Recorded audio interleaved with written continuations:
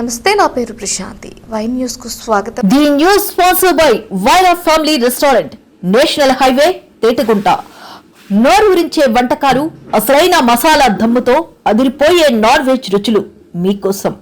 విచ్చేయండి Vaira family restaurant, national highway, Tetagunta, Tuni మండలం, కాకినాడ జిల్లా.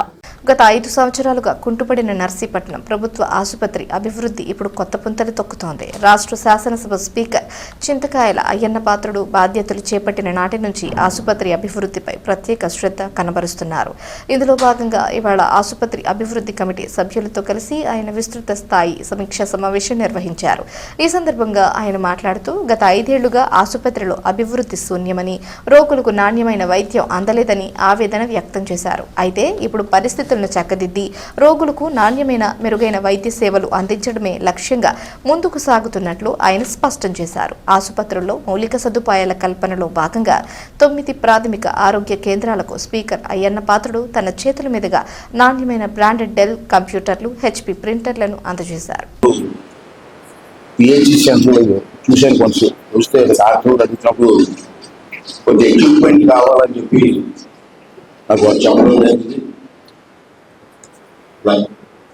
Equipment కావాలని చెప్పడం జరిగింది. అయితే గవర్నమెంట్కి నేను రాశాను, ప్రతి ఉన్నటువంటి నీటిలో కూడా కావాలా, వేడి అవసరం, ఇవన్నీ కూడా మనం రాయడం జరిగింది. రిక్వైర్మెంట్స్ చెప్పారు నాకు, దాని దృష్టిలో పెట్టుకొని గవర్నమెంట్ రాయడం జరిగింది. గవర్నమెంట్ నుంచి కలెక్టర్ గారికి డైరెక్షన్స్ వచ్చాయి. అప్పుడు కలెక్టర్ గారు నేను మాట్లాడుకున్న తర్వాత ఈ ఫండ్స్ ఎంత అవుతాయి లెక్క వేస్తే సుమారు 72,50,000 అవుతుందని చెప్పి ఒక బడ్జెట్ ఇచ్చారు. అది గవర్నమెంట్ బడ్జెట్ ఇంకా రావడానికి మనకి 3 months మార్చిలో ఉంటుంది మాకు బడ్జెట్.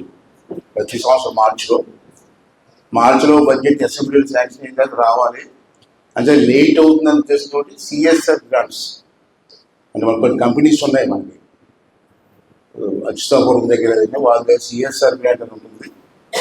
ఆ గ్రాంట్ని వాళ్ళందరినీ పిలిచి మాట్లాడితే వాళ్ళు దగ్గర ₹1 కోటి మనకి గ్రాంట్ ఇవ్వడం జరిగింది. ఆ ₹1 కోటిలో మనం ఇస్తామంటే ఫస్ట్ ప్రయారిటీ హాస్పిటల్స్కి ఇద్దాం, స్కూల్ బిల్డింగ్స్ ప్రయారిటీ ఇద్దాం అని చెప్పి ఇంత హాస్పిటల్స్కి ప్రయారిటీ ఇచ్చి మీరు ఇచ్చిన రిక్వైర్మెంట్ ప్రకారంగా ఆఫీసెస్ కూడా మాట్లాడడం, ఏటేటా అవసరం, ఒక హాస్పిటల్ ఫుల్ ఫ్లెడ్జ్డ్గా ఉండాలంటే ఏటేటా అవసరం అని చెప్పి మనకు ఉన్నటువంటి గ్రామాల్లో పెద్ద గ్రామం వేమిలిపూడి, దానికి ప్రయారిటీ ఫస్ట్ ఇద్దామని చెప్పి డిసైడ్ చేశాను నేను. దీంట్లో మన మొత్తం ఐటమ్స్ అని రాసి ఉంటుందండి, మీకు ఇస్తాను.